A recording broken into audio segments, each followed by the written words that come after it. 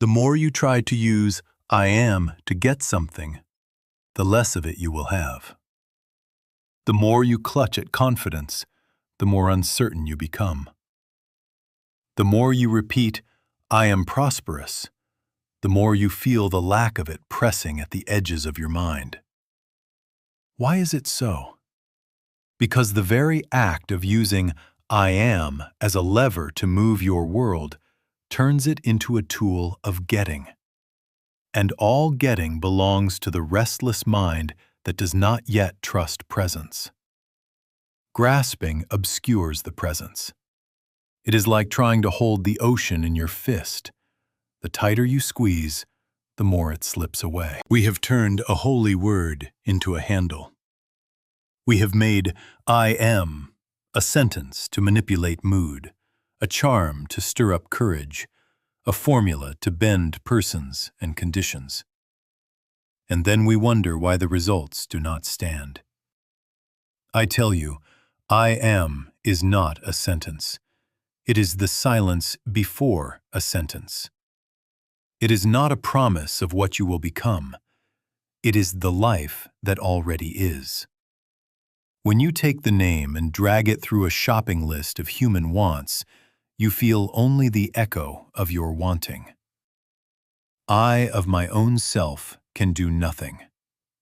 That is the beginning of wisdom. Until we let that be true, I am on our lips is only the mind trying to make itself bigger. The hidden trouble in affirmation is not the words. It is where the attention rests. All that talking keeps the gaze fixed upon a personal self, improving a personal self. You say, I am calm, and the personal self nods along, while underneath it bargains, calculates, and fears. The strain increases because you have fastened your hope to the one thing that cannot carry it, the self that thinks it is separate. You are trying to paint over a crack in the wall without mending the foundation. Not more talk, but an exchange of identity is required. Not a better self, but the end of self as the center. So hear this promise. Not mood adjustment. Not a brighter story, but a change at the root. Meeting the I that is aware before thought speaks. That I does not need a word to be itself. It does not gather strength. It is strength. It does not go out to fetch supply. It is the presence from which supply takes form, without strain, without your plans. Christ doesn't send these things. Christ is these things. When you stand there, quiet, ungrasping, yielded, the activity of grace finds its own outlets. Now we are not going to argue metaphysics with the mind that wants to win an argument. We are going to practice. Be still and know that I am in the midst of you. Then wait. Let loose right now the project of fixing and proving and demonstrating. Release it, loose it, and let it go. Turn within.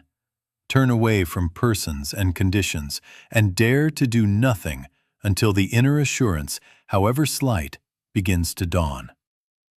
There the word I am will no longer be something you say. It will be the presence that says you, and the strain will be over. There are two I's moving through your experience, and until you discern them, you will keep handing your treasure to the wrong custodian. There is the I that speaks, fast, opinionated, anxious, rehearsing its lines about yesterday and tomorrow. It plans, it worries, it offers commentary on everything from your breath to your bank account. And there is the I that is aware, quiet, unhurried, not reaching for a single thing. It knows the thoughts without becoming any of them. It knows the anxiety without catching the infection of it. The healing I is not the one that speaks. It is the one that is aware. Right now, do not improve anything. Let the speaking I say what it will for a moment. Let it chatter. And ask a simple question. What is it that is aware of this stream? What knows these words appearing and disappearing? What senses the flutter in the chest but is not fluttering? Do not answer with a sentence. Answer by noticing. There it is, the aware I, before any naming, before any I am this or I am that. Be still, and just let it be present to itself. This distinction is not philosophy. It is the doorway out of strain. The personal I, the speaking one, tries to demonstrate. It tries to arrange people, to bend circumstances, to push I am like a lever. And the more it pushes, the more it strengthens itself as a separate doer. But the aware I rests, listens, and receives. It does not strive. It witnesses the activity of the Christ rising in consciousness. I of my own self can do nothing. This is not self-criticism, it is spiritual accuracy. The speaking I cannot heal, cannot supply, cannot secure. The Father within doeth the works. The aware I is the door through which the Father appears as peace, as order, as sufficiency. Now, be very gentle. Let the words I am fall away for a breath, and simply notice the noticing. Not the breath, but that which knows breathing. Not the thought, but that which knows thinking. There is a hush there. Sometimes it comes as a soft warmth in the body, sometimes as a widening quiet, sometimes as nothing at all but a simple ease. Wait there. Do not reach for results. It is in this waiting that the speaking I loosens its grip, and what was buried as truth in the tomb of the mind rises as realized presence in your consciousness. So you see why our practice is not more talk, but a change of center. Shift from the I that announces to the I that beholds. From the I that tries to get God to the I that knows God is. Then the same words, if they come, carry a different life, because they are not thrown from a mind, they are breathed by presence. This is the foundation. Upon this rock the storms of thought beat and cannot shake it, because here the Christ is not a topic. The Christ is the awareness by which you know. Now let us look squarely at why so much repetition of I am seems to leave the heart tired and the circumstances unchanged. When the mind chants, I am wealthy, I am confident, I am loved, very often it is attempting to drown out fear with louder sound. It is not standing in assurance, it is negotiating with anxiety. Notice this in your own practice. The more forcefully you declare, the more you listen for an echo to see if the fear has gone. The center is still fear. The speaking I is on the stage, muscling phrases like props, hoping the scenery will rearrange. And the more it pushes, the more it validates itself as a separate doer, a self that must hold the world together with syllables. This is truth without realization, words about God without the activity of God realized in consciousness. Not all the truth that's written in the books will heal a simple headache. You can memorize the most luminous formulations and still go on craving proof, because the letter has not been quickened by spirit. The words I am are correct, but correctness does not heal. Realization heals. There is no supply and there is no health in and of themselves. Both health and supply are qualities and activities of God. Christ doesn't send these things. Christ is these things. Unless the Christ is felt as a living presence in your awareness, the finest affirmation is a well-shaped shell without life in it. Do you see the subtle violence in mental assertion? When you hammer, "I am safe," you may be, beneath the surface, arguing with a tremor in the chest. When you pound, "I am abundant," you may be, beneath, objecting to the sight of a bill on the table. That objection is a private war against what is, and any war divides consciousness. Resistance fastens your gaze on the very image you are trying to erase. You remain entangled with the condition, measuring your progress against it. And every fresh declaration is another tug on the same rope of opposition. So we offer a contrarian calm. Stop trying to make "I am" work. Let loose right now the project of getting your words to move matter. Release it, loose it, and let it go. I of my own self can do nothing. It has to be God's grace. Be still and know that I am in the midst of you. Then wait. Place no demand on God, place no time limit on peace, place no outline upon form. Sit quietly until there is even a faint softening, a lessening of the inner hold, a warmth, a hush, any sign that the Father is on the scene. In that atmosphere, if the words "I am" rise of themselves, they are no longer a battering ram.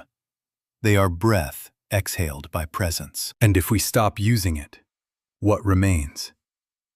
Not emptiness, presence. Not silence as absence, but silence as fullness. The name speaks itself in the still heart, not as a sentence about you, but as being aware of itself in you. Here the I that tried to fix itself yields, and the I that simply is stands revealed.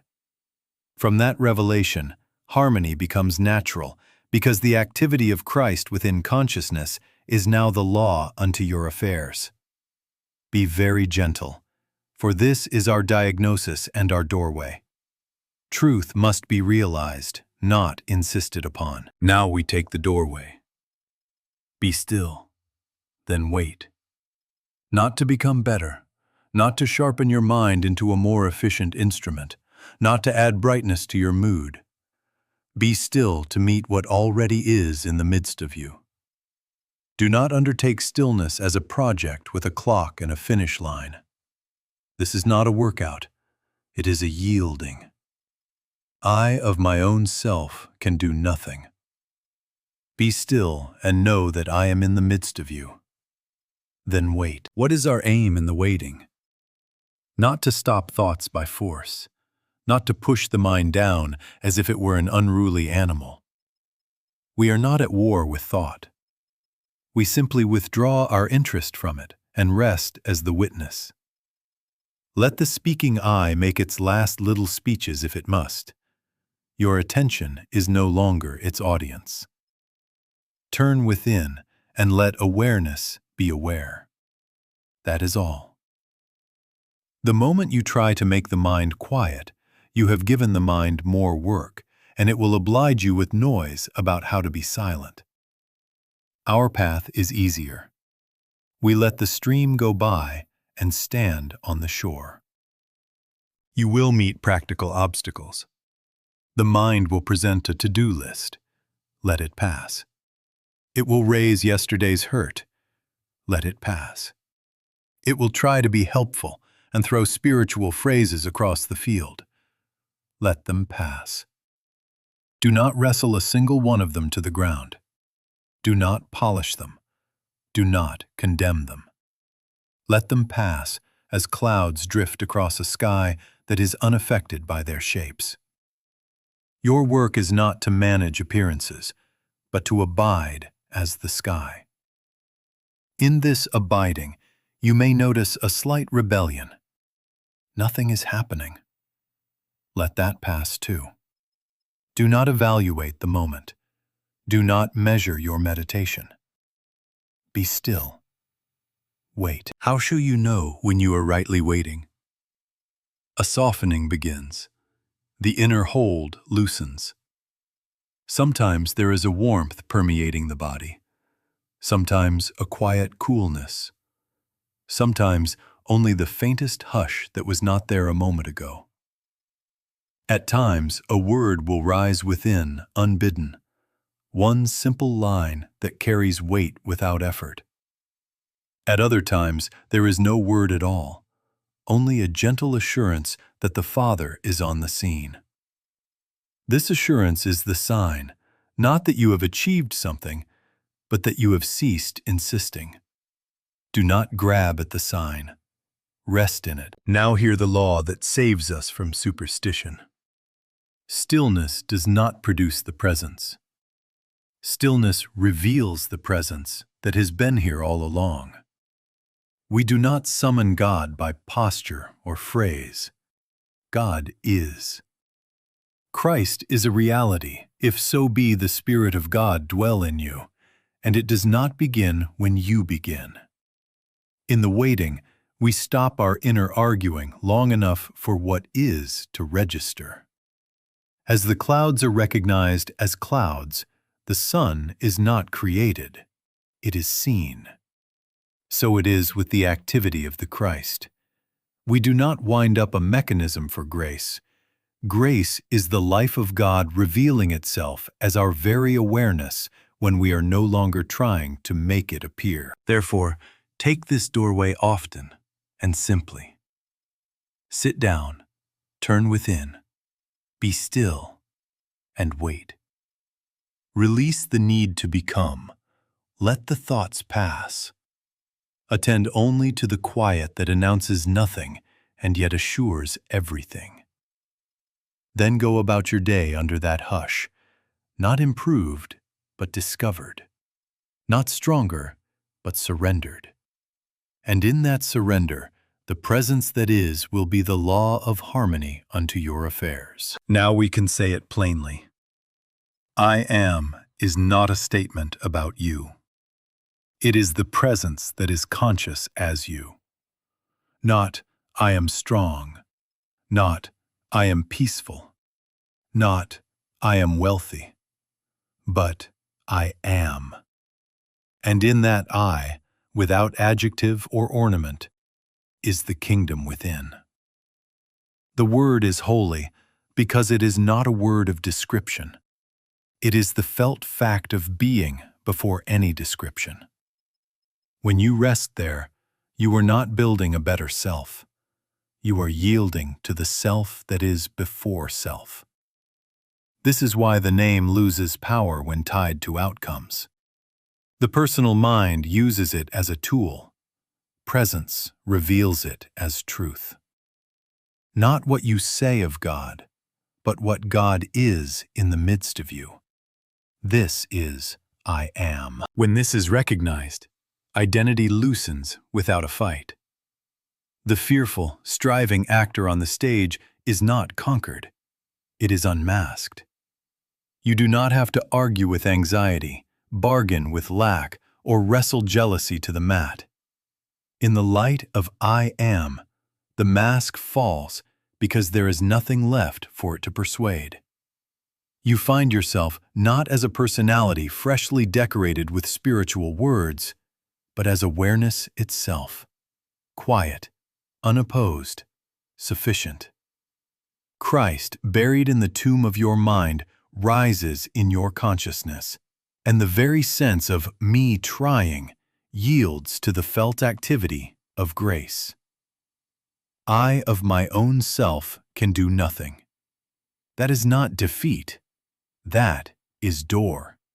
The Father within doeth the works. So do you see why supply and health cannot be demonstrated as things? There is no supply, and there is no health in and of themselves. Both are qualities and activities of God.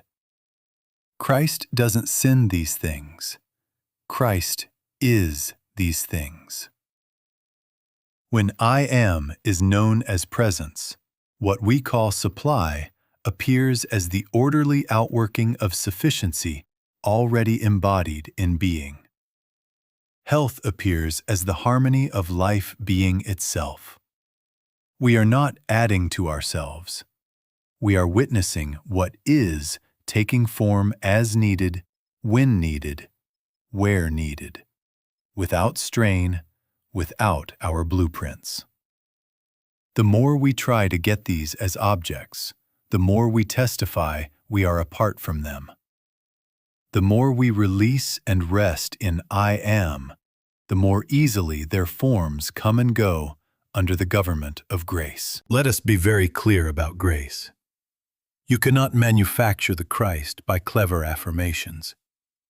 Not all the truth that's written in the books will heal a simple headache. It has to be God's grace. That grace is not occasional magic.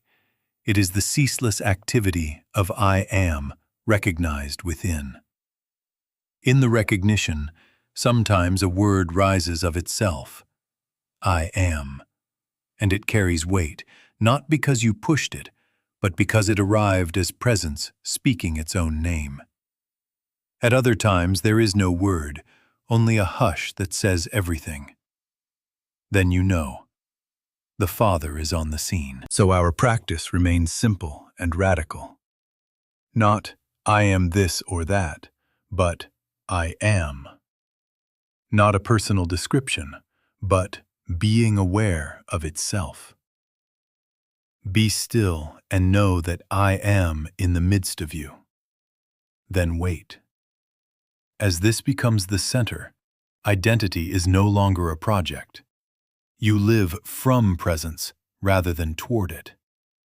And from that center, life orders itself, not by your striving, but by the inner law of what already is. Now comes the great release. The more you clutch at healing, the more you feel the ache of its absence. The more you hold money with white knuckles, the more poverty of spirit sets in, and eventually poverty of form follows it. The more you grasp at love, the more it slips like water through the fingers. The more you pursue recognition, the more invisible you seem to yourself. Why? Because holding fast to an outcome testifies to separation from the source. The very grip is a confession. I must do this. I must secure this. And the moment the personal I becomes custodian, the light fades. Let loose right now. Release it, loose it, and let it go. Stop trying to demonstrate anything or anybody. Do not try to demonstrate a person's affection, or a client's signature, or a diagnosis reversed. Do not try to make I am move pawns on your board. Release it, loose it, and let it go. Now hear what release is and what it is not. It is not passivity. It is not resignation. It is not lying on the couch hoping the universe tidies your desk. Release is the cessation of personal control so that the inner government may be felt. I of my own self can do nothing. Be still and know that I am in the midst of you. Then wait. When the Father within is sensed, sometimes as a hush, sometimes as warmth, sometimes as a word, you will find yourself moved to the next simple, unstrained step. You will call who must be called without bargaining tone. You will pay what must be paid without panic. You will say what must be said without rehearsal. The doing arises from the being, not the other way around. What happens the instant you truly let go? The inner burden lifts. A yoke breaks that you did not know you were carrying. There is a soft assurance, no fireworks, just the quiet recognition that the government is no longer on your shoulders. The government is upon His shoulder. The activity of the Christ becomes law unto your affairs. Christ doesn't send order, Christ is order. He doesn't dispatch peace, He is peace. In that atmosphere, forms reconfigure without your deadlines. A payment appears as sufficiency in right sequence. A relationship breathes without your supervision. A body that was argued with ceases to be your opponent. You did not make this happen. Grace revealed what already was, and you witnessed its appearing. But if I do not hold it, won't it be lost? Only what is not yours can be lost. Whatever belongs to the Father's kingdom is safe under the Father's care. Your clinging never was its security. Your releasing is its freedom to take rightful shape. So let go again and again. Be still, wait, and feel for that inner yes, that barely audible consent that says, "The Father is on the scene." Then move from there, not to get, not to prove, but to cooperate. And once you have tasted this presence, do not make a shrine to a single moment. Do not visit and go back to managing. Let this release become your way of walking. We are now turning from outcomes to presence as our only government, learning to distinguish thinking about God from feeling the activity of the Christ. From here, life is no longer directed by the mind's grasping. It unfolds under grace, and we learn to live from it rather than paying only a passing call. Now we come to the heart of our deepening, the difference between thinking about God and feeling the activity of the Christ. One is the letter, often beautiful, sometimes accurate, always harmless when gently held, but powerless when substituted for realization. The other is a living presence, quickening consciousness from within. Christ, buried in the tomb of your mind, stored as phrases, beliefs, doctrines, is a noble funeral. Christ, risen in your consciousness, is the miracle worker. Healing is not the right words about God. It is the felt activity of Christ realized within. What do we mean by activity? Not emotion you can see with the eyes or prove to the skeptical mind. It is the quiet current that announces, "I am in the midst of you," and nothing has to be pushed. It is peace that is not sent to you. It is peace that is. It is order that is not delivered like a package. It is order as the very law of being. There is no supply, and there is no health as separate objects. Both are qualities and activities of God. Christ doesn't send these things. Christ is these things. When the activity of the Christ is realized, the forms of peace and supply and health appear as natural outworking, without your effort, without your outline, without your bargaining. How do we reach this, practically? We do not reach it. We let it reach us, by getting out of its way. When discord appears, a sharp word in the home, a figure on the statement, a tightening in the body, do not wrestle. Do not argue with the person or the picture or the pain. Withdraw your attention. Turn within. I get quiet. My attention now has turned to God. Be still and know that I am in the midst of you. Then wait. Nothing is demanded of you but receptivity. Sometimes there comes a warmth. Sometimes only a small easing and the sense, the Father is on the scene. Sometimes a single line rises unbidden, enough to close the case within. Only then, if action is required, it comes as a simple, unstrained step. There are no such things as many demonstrations. There is only one demonstration, the realization of the Christ. But I need to do something. Yes, do the one thing that permits God to be God. Be still. Refuse the mind's project to fix effects. I of my own self can do nothing. This is not passivity, it is spiritual accuracy. In that stillness you will feel the inner government appear, and its appearing is your cue. move with it, or not at all. In that order, you will find that what seemed urgent was noise, and what is truly necessary presents itself at the right moment, in the right measure, with the right grace. Now, if realization ends with your personal relief, it is still small. The activity of the Christ, being impersonal, refuses to be hoarded. It must touch your relationships and your view of the world, or it has not yet revealed its nature as oneness. God is. Christ is a reality, if so be the Spirit of God dwell in you. Our next step is to see how this inner fact becomes law unto our shared life, quietly, lawfully, beyond proclamation. Let us bring it down to the kitchen table, where the dishes clink and the heart tightens. Jealousy appears. You begin checking the phone, guarding movements, tightening schedules. The more you hold the person, the less of them you have.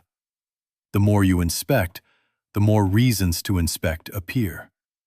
Why? Because grasping testifies to separation and creates more of its own kind. Stop. Do not counsel the other to behave. Release your claim upon them. My partner is not my possession. They are the child of God. Then withdraw your attention from the person entirely. Turn within. I get quiet. My attention now has turned to God. Be still and know that I am in the midst of you. Then wait. Do not bargain for a faithful text or a prompt return home. Seek only the inner release. When the hush comes, even slight, you will find two things. First, the fear loosens without your argument. Second, right action, if any, shows itself as an unstrained step. Perhaps it is a simple, clean conversation without accusation. Perhaps it is no conversation at all, but a fresh friendliness that neither clings nor performs. Presence resolves the strain beneath the jealousy, and without force, the outward takes its rightful shape, whether in reconciliation, clarity, or quiet parting. Christ doesn't send trust. Christ is trust realized, and trust orders the scene. Now money. A bill lies on the table. The breath shortens. The mind begins its campaign. I am prosperous. I am prosperous. Slapped like a bandage over a wound. The more you push for increase, the more the sense of lack stands glaring, because your gaze is still fixed upon amounts. There is no supply in and of itself. Supply is a quality and activity of God. Stop trying to demonstrate dollars. Release it, loose it, and let it go. Turn within. I of my own self can do nothing. Be still and know that I am in the midst of you. Then wait. As assurance dawns, the faint warmth, the soft lightness, the inner government appears. From that center, the next act is obvious and gentle. A call made without pleading. An unnecessary expense quietly dropped. An overdue generosity given that breaks fear's spell. A piece of work completed with care. Forms rearrange themselves under grace. You did not coerce prosperity. You witnessed the activity of Christ as sufficiency in right measure at the right time. Consider the self you polish for the world. I am confident, you rehearse, and yet you feel the mask slip when eyes turn toward you. That affirmation, thrown from the speaking I, is a costume change on the same anxious actor. Cease performing confidence. Meet I am. Turn within. Be still. Wait. The need to be seen dissolves as presence is realized. Then you speak when moved, and silence is no longer failure. You act from a center that requires no applause. Confidence was not acquired. Self-protection was outgrown, because identity shifted from personality to presence. Christ doesn't send security. Christ is security. In that realization, the shoulders drop, the face softens. The work is done cleanly, without the strain of proving. So here is the practical pattern. Use it 100 times a day until it uses you. Notice the contraction. Stop the mental campaign. No arguing, no pleading, no rehearsing. Turn within. Be still. Wait for the inner easing, the warmth, the hush, the sense that the Father is on the scene. Then and only then act, if action arises, as the simple, unstrained next step. There are no such things as many demonstrations. There is only one demonstration, the realization of the Christ. And if it proves itself at the kitchen table, and in the ledger, and in the mirror, it must, by the same law of oneness, prove itself beyond the front door, on the street, in the office, in the councils of this world. God is. Presence is reality. Our next seeing is how this same inner government becomes law to the larger human scene, not by proclamation, but by realization embodied. Now we lift our eyes from the kitchen table to the wide world and meet the hard question honestly. God is, and yet the world wars.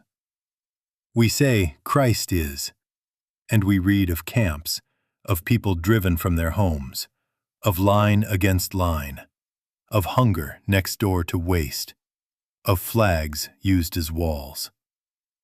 How do you match that with what has been revealed within? Not by closing your eyes to suffering, and not by declaring bright sentences over it. We refuse spiritual denial. We do not ignore wounds. We go to the only level where wounds can be dissolved: consciousness. The world's scenes are the outpicturing of belief, fear, and separation accepted as law. If you try to mend those scenes with more scenes, laws against laws, slogans against slogans, you may shift the furniture, but the room remains what it is. Only a change of center changes the house. Now hear this plainly. Christ is a reality, if so be the Spirit of God dwell in you. Not as a proclamation on a poster, not as a doctrine enacted by vote, not as the right set of religious words launched into air. If Christ is not risen in consciousness, he remains a beautiful idea buried in the tomb of the mind. And an idea does not heal a camp, nor calm a border, nor quiet the drum of hatred. It has to be God's grace, the activity of the Christ realized within, embodied as a state of being that becomes law unto experience. You already know the contagion of the mass mind. One shouted fear in a marketplace travels faster than wires. One rumor multiplies itself by noon. One act born of hatred calls forth twins by nightfall. The hypnotism of separation spreads because it appeals to the personal sense that must protect itself. But mark this: realization is contagious too, lawfully, quietly, without display. Peace that is realized is not fragile. It is not your pastel mood. It is presence, and presence felt in one consciousness registers in receptive consciousness without a word. Because there is only one soul in this room, one mind, one spirit. In that oneness, what you realize of God becomes available as law to those who can receive it, across a table, across a street, across a border. Do not, therefore, attempt to fix the world by shouting, "God is," into the wind. Do not try to project thoughts at nations or send influence to persons. Forget them. Turn within. Be still and know that I am in the midst of you. Then wait. When the inner assurance comes, that warmth, that hush, that quiet certainty that the Father is on the scene, you have done the only effective world work there is. From that center, if action is required, it will be given in right measure. A phone call that heals rather than argues, a gift that relieves without pride, a vote cast without hatred, a hand offered without superiority. The form is secondary. The realized presence is primary. There are no such things as many demonstrations. There is only one demonstration, the realization of the Christ. So the contradiction resolves itself not by debate, but by embodiment.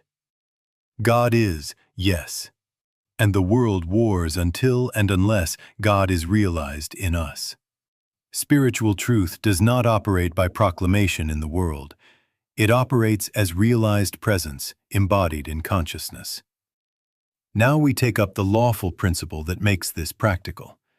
How realization in one consciousness becomes blessing beyond its borders through the fact of oneness. Because there is one soul, one mind, one spirit, realization cannot be penned inside a private breast.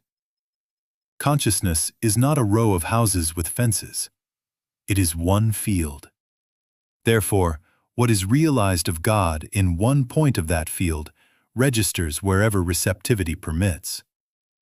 Not by your will, not by your intention, not by a mental beam sent across space, but by law, because oneness is not a metaphor, it is the nature of being. God is.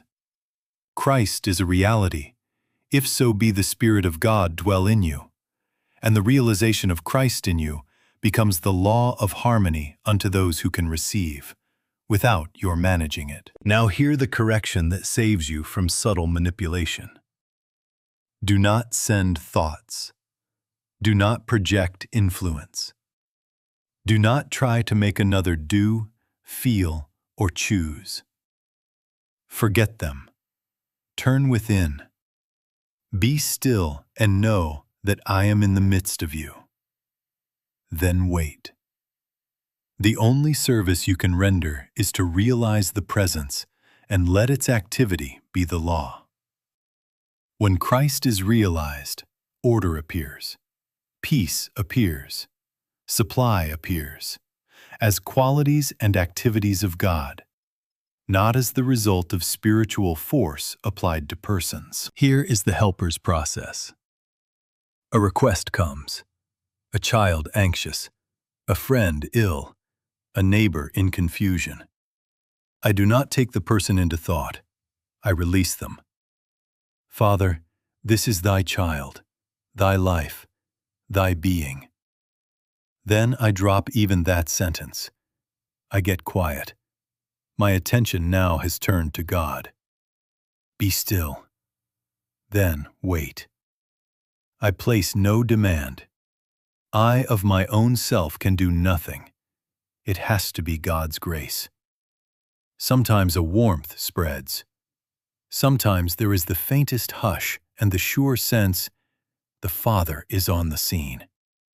Sometimes a single line rises within and I write one sentence. Sometimes nothing is said at all because the work is already done in the silence. There are no such things as many demonstrations. There is only one demonstration, the realization of the Christ. What of those who need help? Receptivity governs. Those attuned will feel relief without knowing why. A tightness loosens, a fear forgets its argument, a next step appears. They may never think of you. Let it be so. Because there is only one soul in this room, one mind, one spirit. They will feel it lawfully, not personally. And if there is no receptivity, do not push. No personal will is allowed in this work. Light does not pry open shutters. It simply shines. And wherever a window is unlatched, The room is illumined. Hold fast to humility. If ever you imagine you have healed, the light dims. I of my own self can do nothing. The activity of the Christ is the only healer, the only harmonizer, the only law. Your task is singular. Turn within, be still, and wait until the inner assurance comes. From that hush, if a word is given, speak it. If a step is given, take it. If silence is given, keep it. Realization is impersonal and lawful. It radiates because oneness is fact. Rest in that law and watch how quietly, how naturally, harmony appears where you are. And beyond where you are, without your outline and without your strain. Now we practice. Sit where you are. Place the feet on the floor as if the earth were trusted. Let the hands rest somewhere they do not need to hold. Loosen the jaw. Let the tongue fall quiet. Soften the belly so the breath can find its own way. Do not take a breath. Notice that breath is being taken. The body can be at ease without your instruction. Close the eyes if that helps, or lower the gaze until the room is no longer a demand. We are not preparing to do a thing. We are consenting to be. Now withdraw attention from the problem. You know its name. You have repeated its arguments. Set it down as you would set a heavy bag by the door. Father, this is thine. That is enough. Do not pick it up again to see if you have set it down correctly. Turn within. Let these words rise not as assertions, but as a lamp to turn the face. Be still. The kingdom is within. I am in the midst of you. Then wait. Whisper them once if you must, and then drop even the whisper. We are not calling God. God is. We are letting the mind cease its calling. Thoughts will come as surely as water flows. A to-do list, a face, a sentence trying to be holy, a sentence trying to be afraid. Do not analyze. Do not argue. Do not stitch them together into meaning. Let the stream go by and stand on the shore. If you find yourself in the water, step back, gently, immediately, without comment. Return to awareness. Return to presence. Feel the simple fact, I am aware.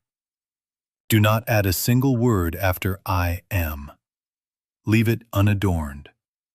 Notice the aware I that is here before the next breath, during the next breath, after the next breath. It has no age, no history, no anxiety, no agenda. It is not improved by this quiet. It is revealed in it. It is not the speaking I rehearsing lines. It is the aware I, being aware of itself. Rest there, not by holding, but by no longer holding anything else. If a word wants to rise of itself, let it be simple and weighty. Otherwise, let silence speak for you.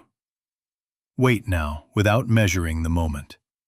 Do not look for a sign with your head turned toward the clock.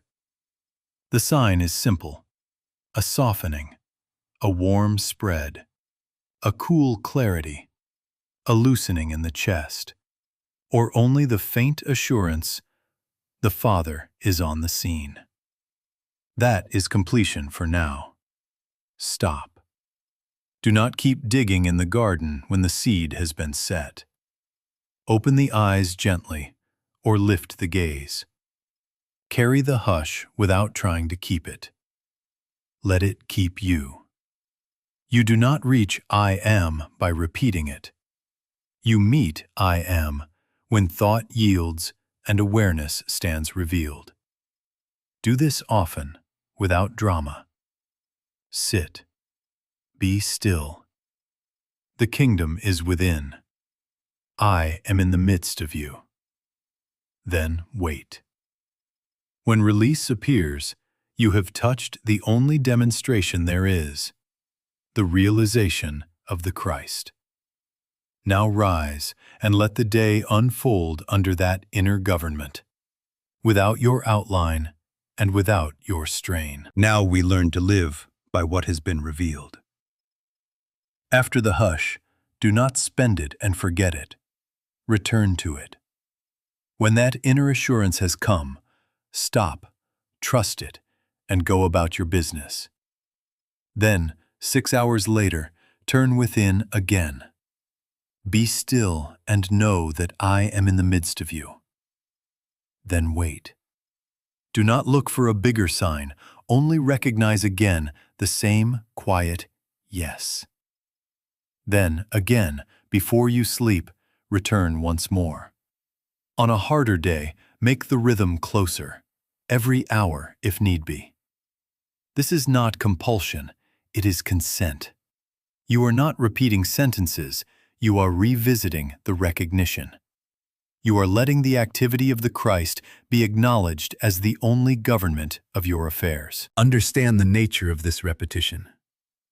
We are not winding up a toy with words. We are not saying, I am this, I am that, as if volume could make truth true. We are returning to the felt fact that has already declared itself. The mind will try to seize even this and make a project of it. Refuse. Be still. Wait. Do not try to bring the presence. Presence is. Your returning is only the lifting of the veil the mind keeps dropping in front of your eyes. Expect relapse, not as tragedy, but as the bell that calls you back to the sanctuary. The mind will reclaim the throne with its small urgencies, its arguments, its fears. You will catch yourself plotting, defending, rehearsing. Do not scold yourself. That is just another plot. Stop. Turn within immediately. I of my own self can do nothing. Be still and know that I am in the midst of you. Then wait. That is all. Each return smooths the path. Each return deepens the groove of receptivity until the carriage of your day runs there by nature. You will know this rhythm is taking hold by its fruit. Decisions, once a wrestling match, simplify themselves. The next step is simply the next step. Reactions soften. The tongue waits half a breath and finds it has nothing unkind to say. What must be said arrives without rehearsal. What must not be done loses its false urgency. Work is handled cleanly. Interruptions cease to be enemies. Delays arrive as timing. You find yourself relieved of the need to win, and therefore free to serve. You did not achieve these virtues. They appeared as qualities of the presence you are consenting to let govern. In time, it begins to take over. You wake with the hush already present. The deliberate returns grow fewer because you are living nearer the center. And still, keep the rhythm ready. If clamor rises, return. If fear stirs, return. If pride swells, return. There are no such things as many demonstrations. There is only one demonstration. The realization of the Christ, renewed as often as needed until it maintains itself. So let this be your practice. Realize, then return. 6 hours later, then again. On rough days, every hour. Brief, honest, wordless if possible. Until the inner government is the air you breathe. Be still and know. Then wait. Let grace perform the work. Transformation stabilizes not by forcing new thoughts, but by consenting again and again to the presence that already is. Now the whole of it gathers into one desire. Not health, not supply, not influence, not even peace as an experience. One thing have I desired, to know Thee. Seek nothing else. Stop trying to demonstrate life's ornaments and let the life be revealed. When that one desire takes the throne, everything else finds its place as byproduct, as overflow, as grace. The more you try to get the fruits, the less of the tree you touch. But when you consent to the tree, the fruits appear in their season without your outline. So it is. Seek God alone. Here again the gentle but firm correction. I am is not the new slogan pasted on old fear. It is not an affirmation bandage tied over the wound of separation. I am is presence. The living God felt as the life of you. Not spoken into being, discovered when speaking rests. Not a personal boast, being itself realized at the center. When you leave I am unadorned, no adjectives, no bargains, you are no longer trying to become. You are consenting to be.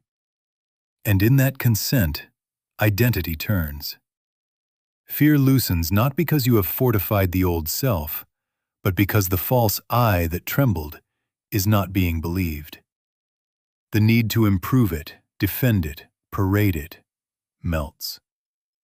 What remains is quiet, sufficient, unafraid. So here is the charge. Let loose right now. Release it, loose it, and let it go. Every object of grasping and every plan to get it spiritually. Be still and know that I am in the midst of you. Then wait. Refuse to do God's work with the human mind. Refuse to make a project out of grace. I of my own self can do nothing. It has to be God's grace. Trust it. Wait until that inner assurance comes, the hush, the warmth, the simple, yes, the Father is on the scene. Then move if moved. Speak if given a word. Remain silence if silence is the word. There are no such things as many demonstrations. There is only one demonstration, the realization of the Christ. Promise yourself nothing less than transformation at the root. Not a brighter mood that still fears the next cloud, but an exchanged center, Christ risen in consciousness, no longer buried in the mind. As this takes hold, life reorders of itself. Christ doesn't send peace. Christ is peace. Christ doesn't send order. Christ is order. Forms reshape under that government, and you are relieved of the old assignment to manage outcomes. Place no limit on God's capacity to reveal itself as your life. Let the horizon be as wide as God is. Begin now, this breath, this room. Stop. Turn within. Be still and know. Then wait. Keep the rhythm until it keeps you. Seek only this one thing, to know God, and let form take care of itself. When I am is realized as presence, your becoming is finished, and being lives you.